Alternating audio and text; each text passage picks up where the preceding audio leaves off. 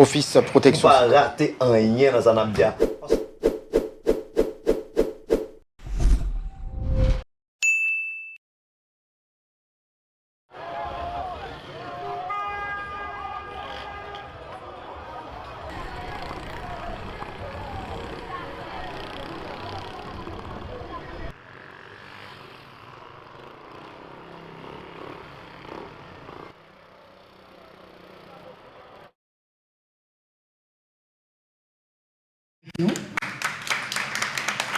Nous avons l'ambassade d'Espagne qui est représentée. Monsieur Pablo, bienvenue. Nous avons l'OPNUD qui est représenté. Je vous demande d'applaudir. Nous avons le représentant de l'UNESCO qui est avec nous. Et je vous demande d'applaudir. Et j'en profite déjà pour vous informer que la coordinatrice résidente du système des Nations Unies, Madame Richardson, Ulrika, va nous rejoindre. Elle est dans une réunion qu'elle a commencé ce matin sur l'humanitaire. Et donc, elle va nous rejoindre tout à l'heure. Je vous remercie et je cède le micro à Madame Samantha.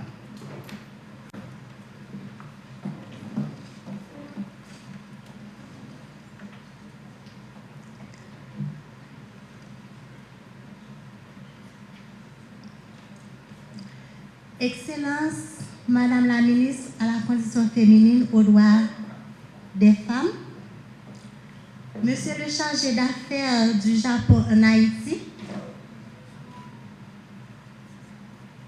Monsieur l'ambassadeur du Chili,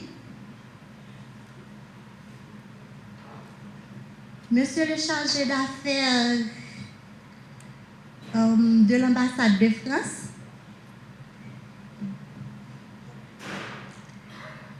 Madame la chargée d'affaires de l'ambassade du Mexique,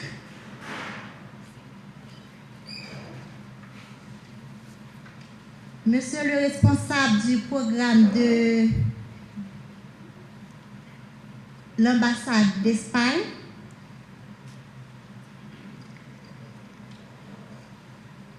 Madame la représentante de l'UFAM en Haïti, distingués partenaires, honorables invités, chers partenaires, représentantes et représentants de la presse, parlée, écrite et télévisée, Madame, Messieurs, c'est un immense honneur pour moi de vous souhaiter la bienvenue à cette seconde séquence de notre journée marquée par le lancement du projet Leadership des femmes pour la paix et la cohésion sociale en Haïti.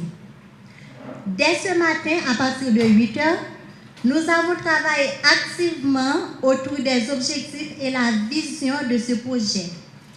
À travers des représentations, des panels, des thématiques et des travaux de groupe, les participantes et participants ont partagé des réflexions essentielles et formulé des propositions concrètes pour renforcer la participation des femmes aux actions de paix et de la sécurité en Haïti. Aujourd'hui, votre présence vient consacrer ces efforts et inscrire cette initiative dans une dynamique plus large de soutien aux droits humains, à l'égalité de genre et à la consolidation de la paix. Nous remercions chaleureusement le gouvernement du Japon pour son appui constant, ainsi que tous les partenaires techniques et financiers ici présents pour leur engagement aux côtés des femmes haïtiennes.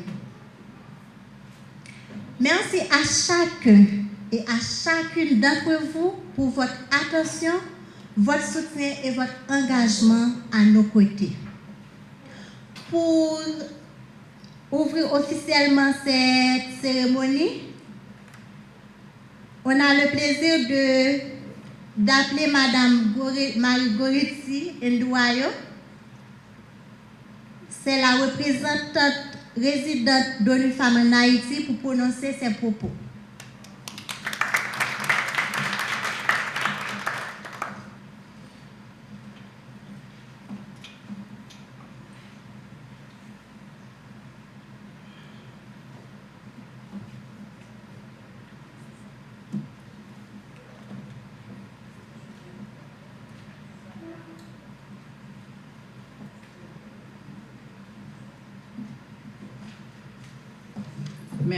Merci beaucoup Samantha. Je voudrais, avant de passer à la bienvenue de tous les participants, je voudrais quand même donner la parole à la Fondation Toya qui va procéder à la restitution des travaux, d'autant plus que pas mal d'entre vous n'étiez pas ici depuis ce matin justement pour savoir ce que disent les bénéficiaires de ce projet et les participants qui étaient ici depuis ce matin. Madame la représentante de Fondation Toya.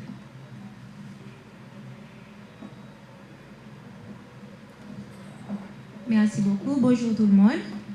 Je suis Cliffane de la Fondation Toya. Je vais procéder à la restitution des ateliers que nous avons eus aujourd'hui.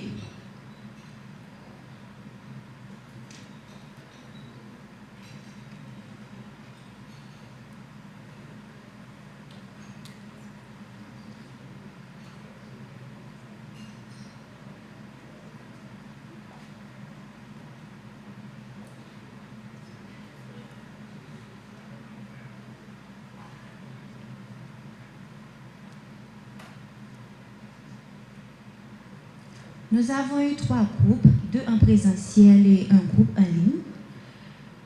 Les filles et femmes face à la violence communautaire. Les participants répertorient les zones à risque, les formes de violence, les acteurs clés et les réponses apportées.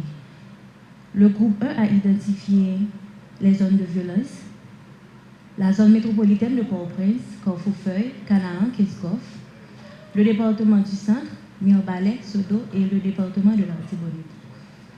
Ils ont fait une analyse de l'impact genré des conflits armés et de la présence des gangs.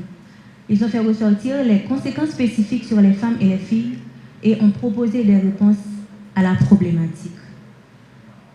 La rescolarisation comme réponse, bourse scolaire et insertion professionnelle des personnes affectées. Pour le VBG, prise en charge des survivants. Ils ont identifié les formes de violence physique, sexuelle, psychologique. Et les acteurs clés, les ONG, les SNU et les acteurs qui œuvrent dans la protection de l'enfance. Nous avons ensuite relevé les défis, identifié les défis de relèvement et de reconstruction pour les filles et les femmes en Haïti. Comment répondre aux besoins spécifiques des femmes dans l'éducation formelle, l'emploi et la santé mentale. Nous avons jugé bon qu'il serait bien de créer des emplois, des opportunités d'emploi pour les femmes et les filles, y compris des activités génératrices de résultats. Pour la santé mentale, la prise en charge psychosociale. Nous avons ensuite identifié les besoins spécifiques des femmes dans les phases post-crise. Considérer les dimensions économiques, sociales, sanitaires et psychologiques du relèvement. Comme besoin, il y a les besoins de sécurité, des besoins de prise en charge psychosociale et des manques de ressources. Les obstacles, on a identifié les obstacles et ressources existantes dans les communautés. Comme obstacles, nous avons l'insécurité, les violences basées sur le genre, le manque d'opportunités économiques et la séparation familiale. Comme action concrète, accessible aux femmes, nous avons besoin de sécurité, la réunification familiale et la relocation des familles, des activités génératrices de revenus, l'éducation sexuelle et reproductive pour les femmes et la création de centres de prise en charge pour les survivantes. Le groupe 3 a travaillé sur les obstacles et opportunités d'inclusion des femmes à la prise de décision. Ils ont identifié les freins à la participation des femmes, une analyse des barrières culturelles, institutionnelles, familiales et économiques. Ils ont réfléchi aux moyens d'encourager le leadership féminin, valoriser les voix féminines dans les instances locales et les revues de politique existence et espace. Les barrières familiales. Charge familiale des femmes qui les empêchent de participer aux espaces de prise de décision. Les charges liées aux responsabilités domestiques et familiales peuvent aussi limiter leur disponibilité pour des rôles décisionnels. On a aussi la difficulté à s'affirmer ou à faire entendre leur voix, on parle des femmes, dans certains environnements dominés par les hommes. On a les barrières institutionnelles. En ce sens, le taux de participation des femmes reste faible. Peu de femmes sont élues. Il n'y a pas de politique assez ouverte et ceci constitue un frein pour leur participation. Le rôle assigné aux femmes les empêche de participer aux activités.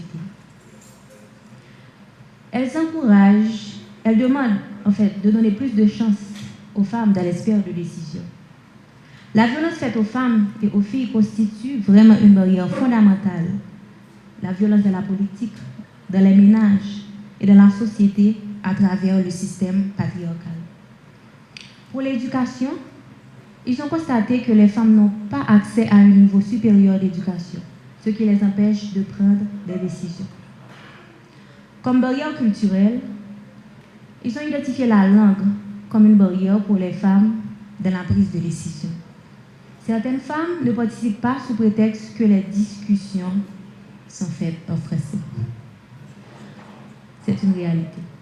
Inégalité de genre, inégalité sur le plan social, subordination des femmes, système patriarcal. Pour les barrières économiques, opportunités égales pour les femmes, entre les femmes et les hommes, je dirais. Féminisation de la pauvreté. Non-accès des femmes aux ressources économiques, terre, crédit. Pauvreté structurelle, forte concentration de la richesse, faible accès au crédit, insécurité alimentaire. Maintenant, pour les barrières sociales, ils ont identifié la stratification sociale rigide, barrière à la mobilité sociale fondée sur le capital économique, l'éducation et l'appartenance à certaines familles ou réseaux. Discrimination intersectionnelle, basée sur le genre, l'origine géographique, ruralité, appartenance régionale, la classe sociale et le statut migratoire. Exclusion de personnes handicapées, LGBTQI+, ou âgées. Peu d'adaptation des politiques publiques ou d'infrastructures à leurs besoins. Ils ont réfléchi aux moyens d'encourager le leadership féminin à travers l'autonomisation économique des femmes, revisiter les savoirs locaux traditionnels pour valoriser les voix féminines dans les instances locales, comité de gestion de santé, comité de revue, au niveau départemental et communal. Respect du quota d'au moins 30% dans les sphères politiques. Sièges réservés aux élections. Sensibilisation de masse sur la promotion des femmes serait vraiment important, comme il y a 10 ans de cela en Haïti. Obstacles économiques auxquels les femmes sont confrontées pour accéder à des opportunités d'emploi formelles et décentes ou pour se former et se développer en tant qu'entrepreneurs. Moyens de subsistance. La féminisation de la pauvreté comprend des obstacles à l'accès aux produits financiers et aux opportunités de financement. Ils ont ensuite parlé du rôle assigné aux femmes dans la société qui reste et demeure déséquilibrée. Les tâches de soins constituent un obstacle à l'utilisation du temps pour accéder à de meilleures opportunités d'emploi et professionnelles. Les tâches domestiques sont réservées aux femmes et empêchent leur épanouissement dans d'autres domaines de la vie. Ce sont la surcharge liée aux responsabilités domestiques et familiales qui limitent leur disponibilité pour des rôles décisionnels. La difficulté à s'affirmer ou à faire entendre leur voix dans certains environnements dominés par les hommes. La participation des femmes à la vie politique reste faible, y compris aux postes électifs. Cela inclut la prise de décision, Généralement, le rôle de la politique est réservé aux hommes. Bien que le système de quotas soit basé sur un minimum de 30% en Haïti, s'il vous plaît, il n'est pas appliqué. La violence faite aux femmes et aux filles constitue vraiment une barrière fondamentale. Violence dans la politique, dans les ménages, dans la société, à travers le système patriarcal, violence économique, etc. On a déjà parlé de la langue qui constitue une barrière pour les femmes.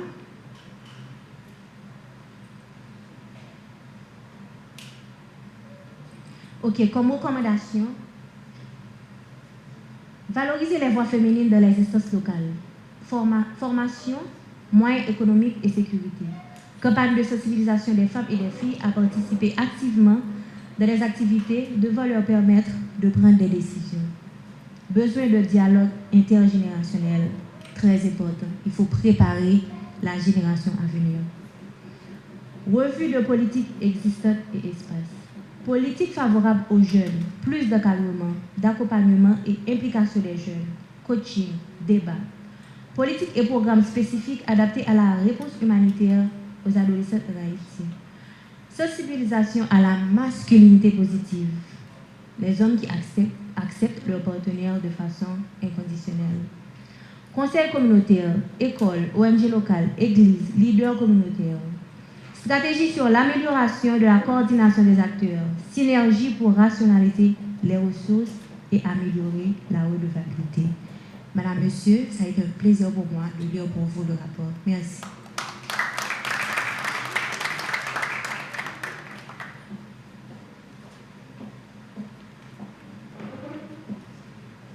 Merci, chère représentante de Toya.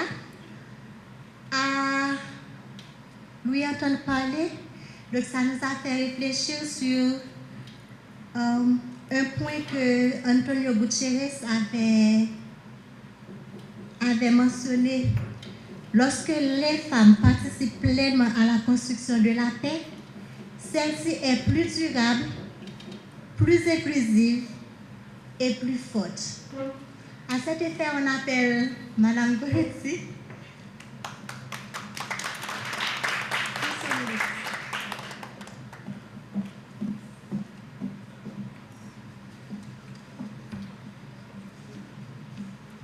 Merci beaucoup. Je voudrais vous demander d'applaudir encore une fois Fondation Toya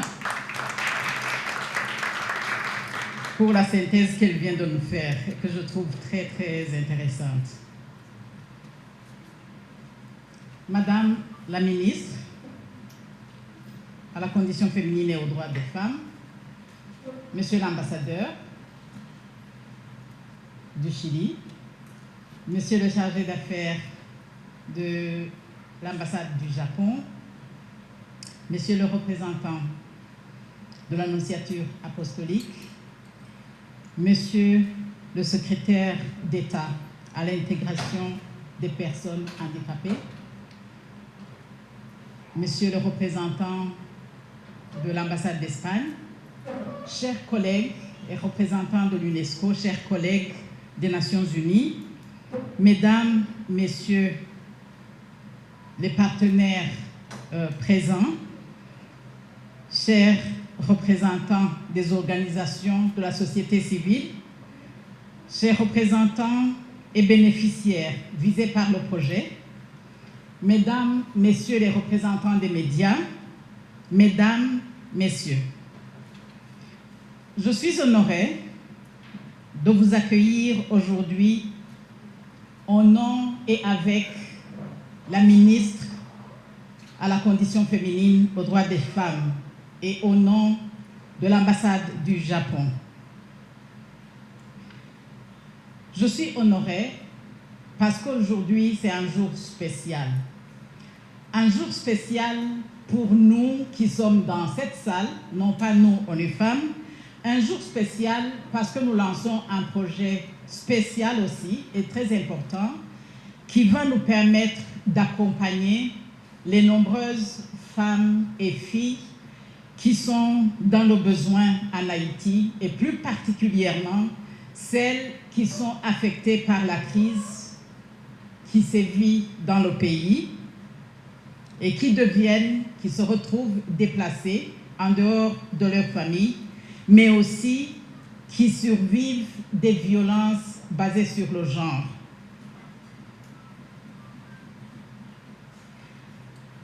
Ce projet, financé par le Japon,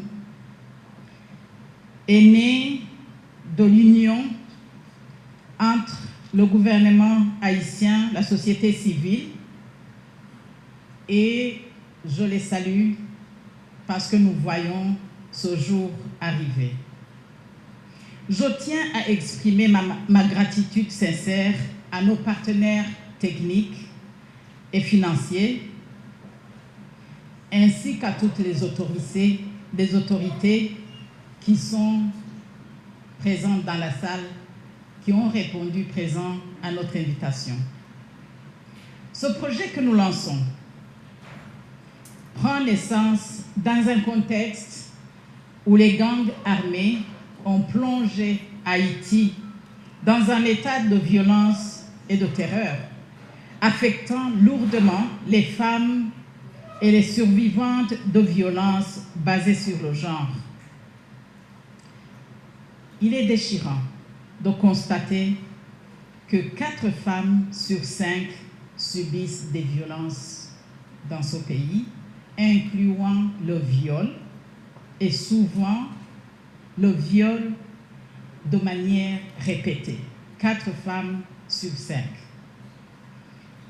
En février 2025, 116 survivantes ont été rapportées à l'Office du Haut-Commissaire aux droits de l'homme, dont 61% ont subi des viols, dont les viols collectifs, et 13%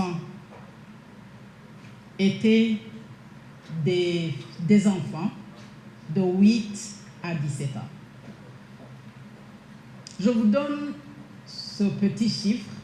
Je ne veux pas vous donner les chiffres de tous les mois qui sont disponibles, mais j'ai juste choisi le mois de février parce qu'il est récent d'abord, et je voudrais vous donner ce chiffre pour que vous le gardiez dans votre tête et sentir le besoin et l'importance de ce projet qui ne pourra faire qu'une goutte d'eau dans l'océan, compte tenu de la situation réelle qui est vécue dans ce pays. Mesdames, Messieurs, comment pouvons-nous rester indifférents face à ces actes de violence qui déchirent la société et qui laissent des cicatrices indélébiles sur les femmes et les filles d'Haïti? N'est-il pas temps pour nous de nous unir dans un effort holistique pour soutenir les survivantes et leur offrir une chance de se reconstruire? Quels gestes concrets pouvons-nous poser pour renforcer la coordination entre les différents acteurs et garantir une protection efficace pour les survivantes? Comment pouvons-nous aider les femmes à se relever, à regagner leur dignité et à retrouver l'espoir d'un avenir meilleur? Ne devons-nous pas nous mettre ensemble et tous travailler pour libérer le plein potentiel des femmes haïtiennes afin qu'elles deviennent des piliers de la stabilisation et du développement de ce pays? Enfin, n'est-il pas de notre devoir de faire entendre les voix de ces femmes et filles pour que la communauté nationale, régionale et internationale se coalisent en faveur d'un avenir où la sécurité et le respect sont des droits pour toutes et pour tous? Le programme Spotlight, exécuté par l'OPNUD, ONU Femmes, l'UNICEF, UNFPA, 4 entités des Nations Unies, et qui était financé par l'Union européenne jusqu'en décembre 2023, avait jeté les bases d'une réponse à toutes ces questions que je suis en train de me poser, mais que je vous soumets en même temps. ONU Femmes, à travers le projet que nous lançons aujourd'hui, compte consolider certains acquis, juste certains acquis du Spotlight, tout en remerciant encore une fois le Japon pour le soutien à ce projet. Je confirme, avec l'autorisation de la coordinatrice résidente qui malheureusement vient de se faire mal et risque de ne pas nous rejoindre, elle vient de m'appeler tout de suite, avec elle, je peux confirmer que la prochaine génération du Spotlight est ouverte pour la collaboration de toutes vos institutions. Le Spotlight Nouvelle Génération, c'est un Spotlight, un programme conjoint auquel nous vous invitons toutes et tous à participer, partenaires techniques et financiers, bénéficiaires, État d'Haïti, vous êtes tous et toutes conviés à contribuer au Spotlight deuxième génération. Avec votre support, la prochaine génération sera le prochain projet qui va être lancé par plus d'un partenaire. Ensemble, nous y arriverons. Merci à toutes et tous.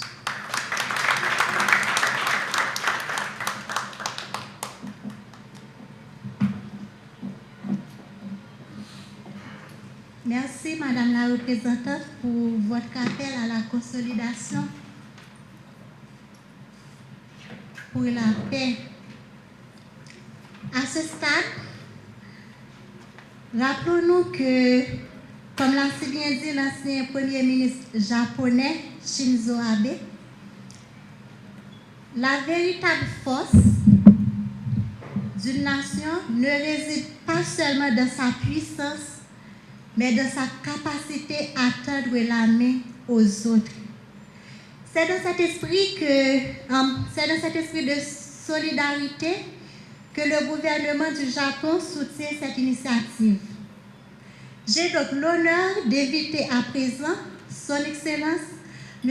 Kazuhiko Nishiuchi, chargé d'affaires du Japon, à partager avec nous son message d'encouragement.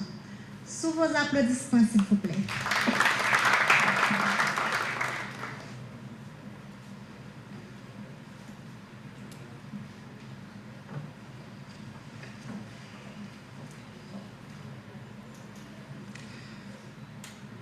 Madame la ministre à la condition féminine et aux droits des femmes. Madame la représentante de ONU Femmes. Distingués invités, membres de la presse, Madame et Monsieur. C'est avec une profonde fierté, une grande satisfaction que je m'adressais à vous tous à l'occasion du lancement du projet de leadership des femmes pour la paix et la cohésion sociale en Haïti. Cette cérémonie revêt pour nous une signification essentielle et variée, et je suis ravi que ce projet soit mis en œuvre. Je tiens à mettre en lumière la remarquable coopération de longue date entre Haïti et le Japon.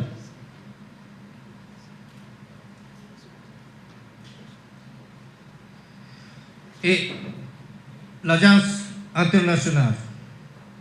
Je suis également ravi de souligner ce partenariat entre le Japon et l'ONU Femmes, qui vise à mettre en œuvre un projet répondant aux besoins d'urgence des femmes et des filles touchées par la crise, tout en renforçant le rôle dans le processus de relève socio-économique et de consolidation de la paix. Les femmes, à travers leur rôle multidimensionnel et leurs compétences diversifiées, ont toujours contribué au développement de la société. Leur contribution féminine est essentielle pour bâtir un monde plus équilibré et durable. Le rôle des femmes dans la société moderne et multiforme est essentiel, et de l'éducation à prise de décision en passant par la vie familiale et la lutte pour l'égalité. Les femmes continuent de façonner les communautés de manière profonde et significative. Reconnaître et soutenir leur contribution est crucial pour construire un avenir plus équitable et prospère pour tous. En Haïti, la contribution des femmes est encore trop souvent sous-estimée. Bien que le potentiel pour le changement soit immense, les femmes haïtiennes sont sous-représentées dans tous les domaines de la prise de décision. Ce projet aura donc pour but de libérer ce potentiel et de rassurer que les femmes soient au cœur des efforts de pacification et de reconstruction sociale. Dans certaines communautés, on observe malheureusement une hausse significative des violences sexuelles, les inégalités préexistantes et la discrimination de genre ont aggravé cette situation préoccupante. Les violences sexuelles visant les femmes et les filles dans le camp de déplacés internes sont en forte augmentation. Les groupes armés recourant au viol comme instrument de terre pour établir des contrôles territoriaux et de domination. Les femmes et les filles continuent de subir de manière disproportionnelle les conséquences de cette crise dévastatrice. En unissant nos efforts pour surmonter les obstacles persistants, nous avons la possibilité de bâtir une société où chaque individu, indépendamment de son genre, peut s'épanouir pleinement. Dans ce contexte, je tiens à exprimer mes reconnaissances envers le dévouement des autorités nationales, notamment du ministère de la Condition féminine et aux droits des femmes, qui s'efforcent d'accompagner les populations haïtiennes, en particulier les femmes et les filles, véritable fondation de nos familles et de nos communautés. Il est donc crucial de valoriser, soutenir et encourager l'engagement des femmes pour favoriser une société en perpétuelle évolution vers l'équité, la justice et le bien-être de tous. Je suis persuadé que l'esprit de coopération qui conduit à la réalisation de ce projet demeure présent tout au long de sa mise en œuvre, avec l'urgence nécessaire pour faire face à cette situation aux conséquences significatives. Pour terminer, à toutes les parties prenantes, je tiens à exprimer profonde gratitude pour vos collaborations précieuses, vos contributions, votre détermination, vos sacrifices, ainsi que la force que vous manifestez chaque jour pour construire une société où chaque femme peut s'épanouir librement et pleinement. J'espère que ces valeurs continueront d'inspirer les générations à venir. Je vous remercie de votre attention.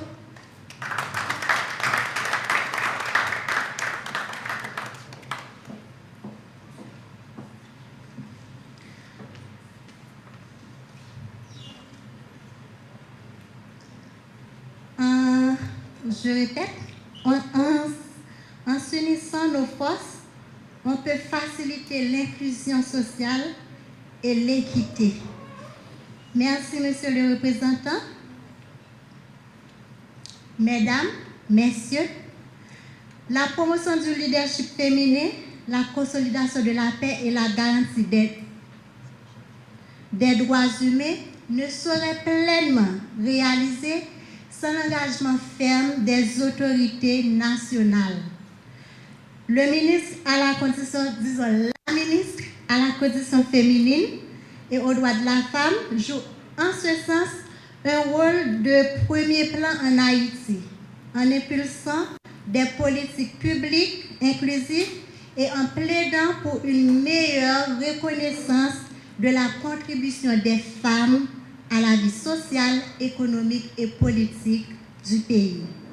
C'est donc avec un profond respect que nous accueillons Son Excellence Madame Pédrica Saint-Jean, ministre à la condition féminine et aux droits de la femme, pour son discours officiel de lancement du projet.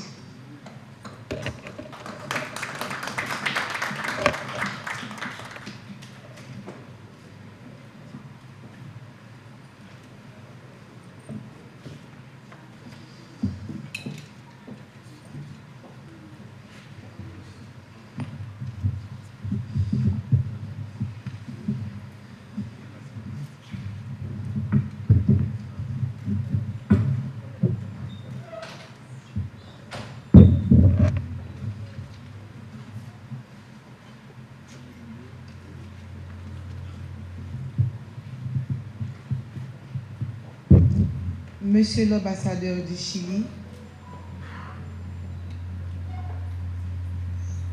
Monsieur le chargé d'affaires de l'ambassade du Japon, Monsieur le représentant de l'Annonciature apostolique en Haïti, Monsieur le représentant de l'UNESCO,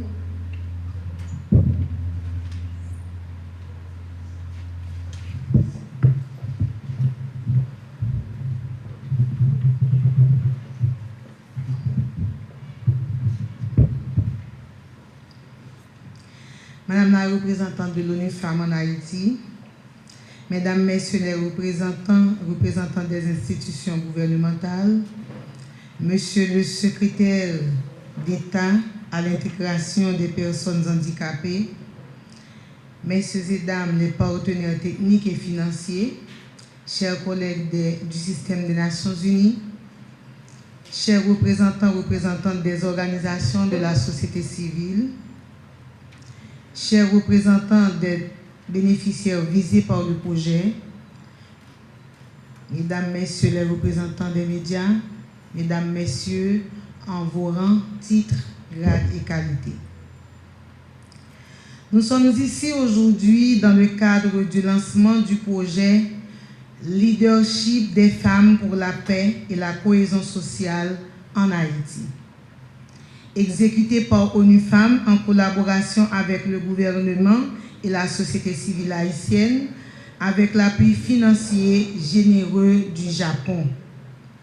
En tant que ministre à la condition féminine et aux droits des femmes, je tiens à exprimer ma gratitude sincère à l'ONU Femmes et au gouvernement japonais pour leur engagement en faveur des initiatives de l'État haïtien en matière d'égalité des sexes et d'autonomisation des femmes.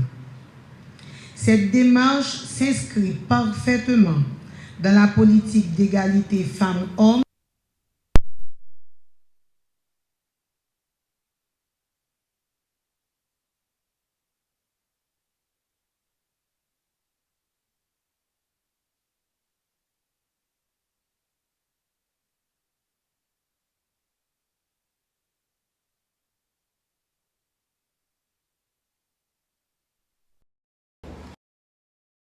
de mettre les femmes au devant de la scène sociale afin de vulgariser leurs capacités pour contribuer activement au développement de notre chère Haïti.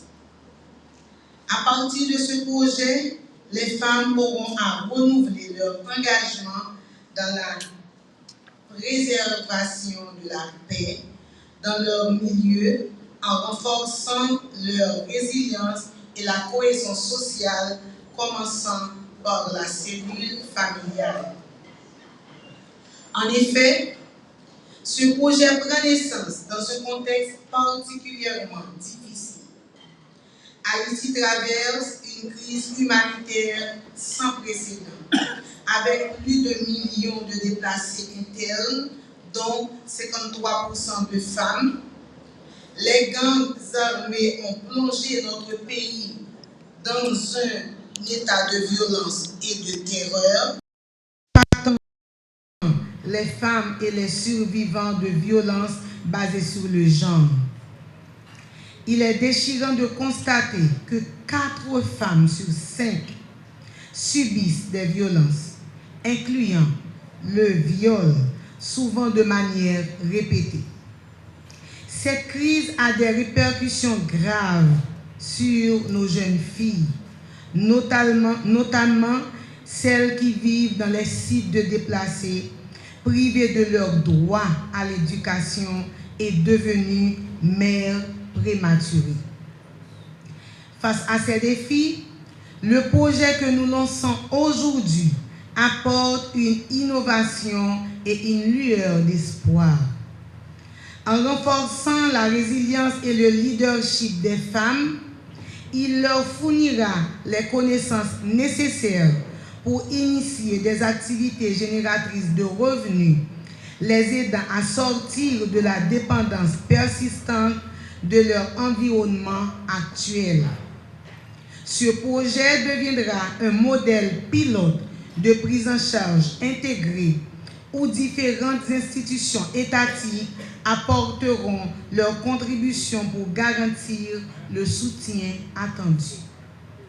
Pour atteindre ces objectifs, il est impératif de renforcer les institutions clés qui jouent un rôle crucial dans la prévention des violences basées sur le genre, la facilitation de l'accès des survivantes aux services nécessaires et de qualité, ainsi que la répression des acteurs de ces actes odieux.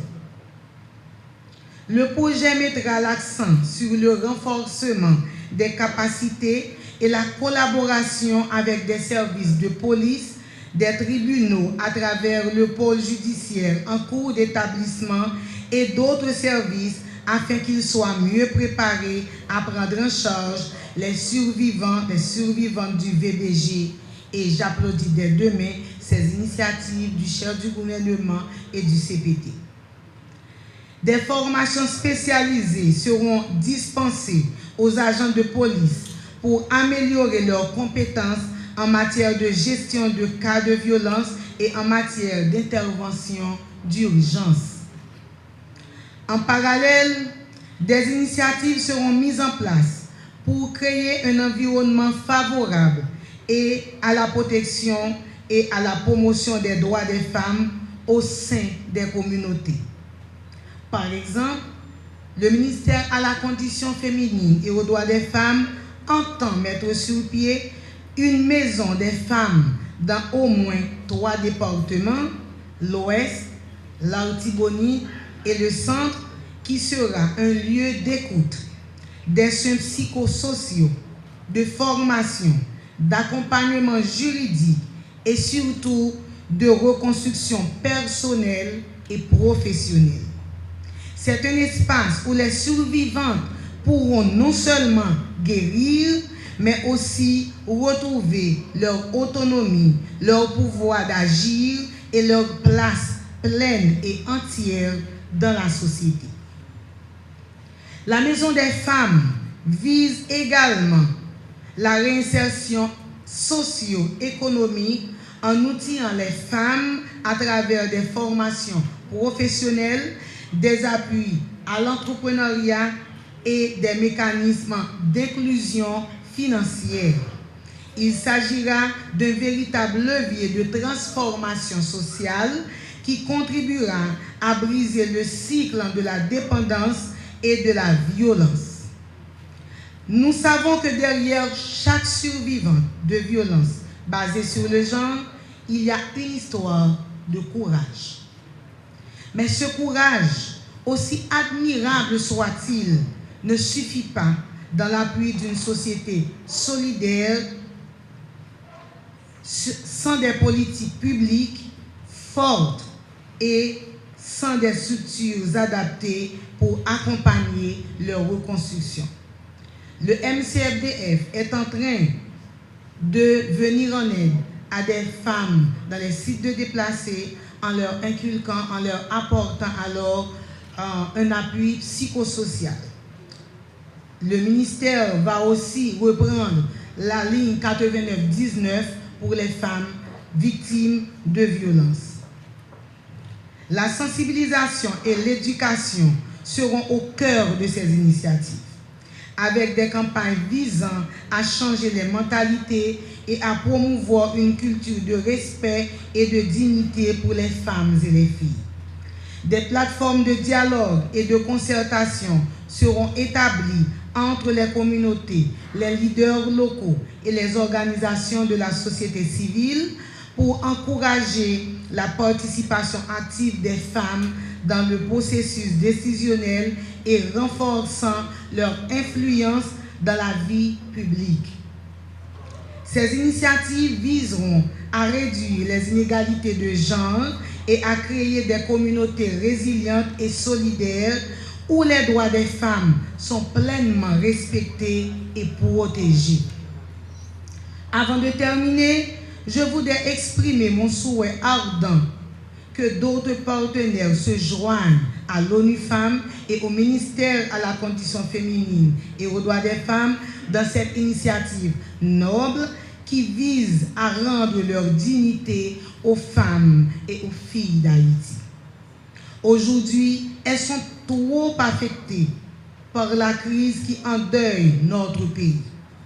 Le travail collaboratif et la solidarité internationale sont essentiels pour faire face à ces défis et construire un avenir meilleur pour ces femmes courageuses.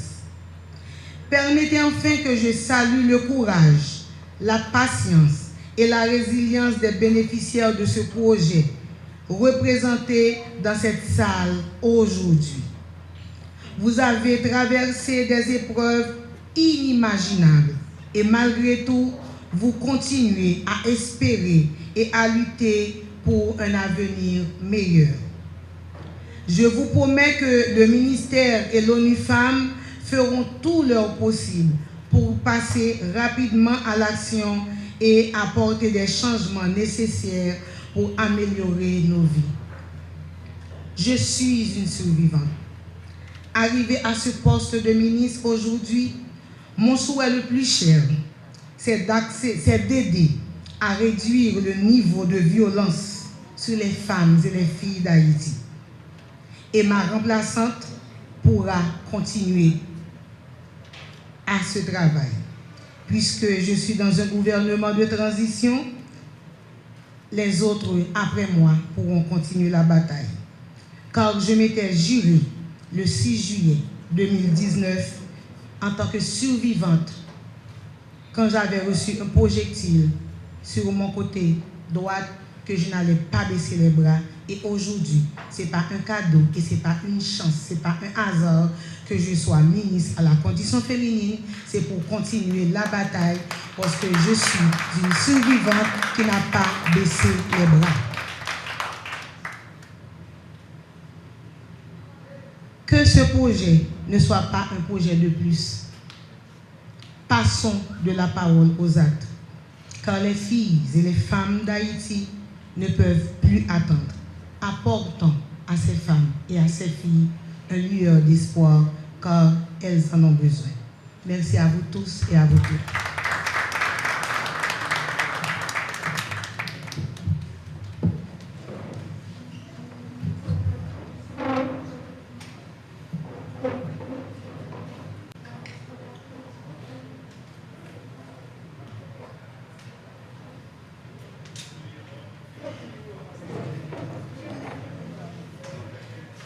Merci, Madame la ministre, ou on pourrait mieux dire Madame la survivante.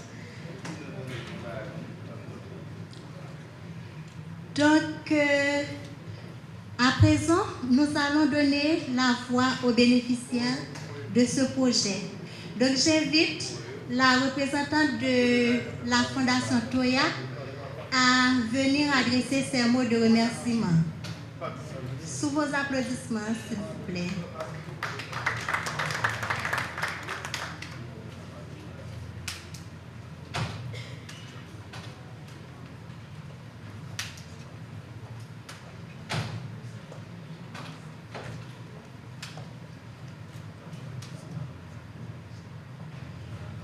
Bonsoir à tous.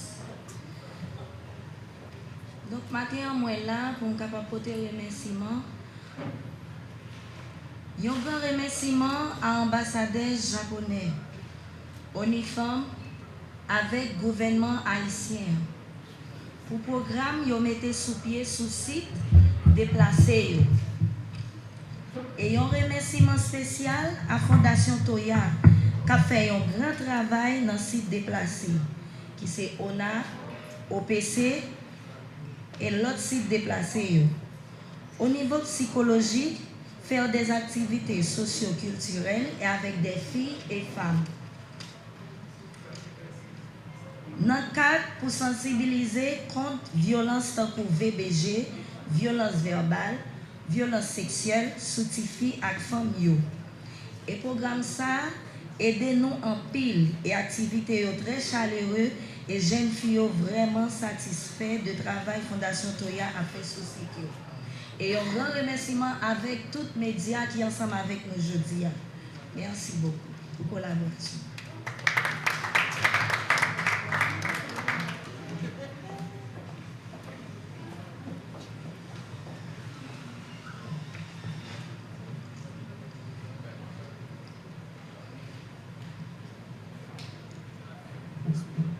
On dit souvent que bonne chose a une fin, mais ce n'est pas la fin. On peut dire que c'est le commencement d'une nouvelle saison. Mesdames, messieurs, merci pour vos interventions inspirantes et pour votre précieuse présence aujourd'hui. Afin de clore officiellement cette cérémonie, je vous invite à participer à une prise de photo que ma collègue Katiana va nous orienter.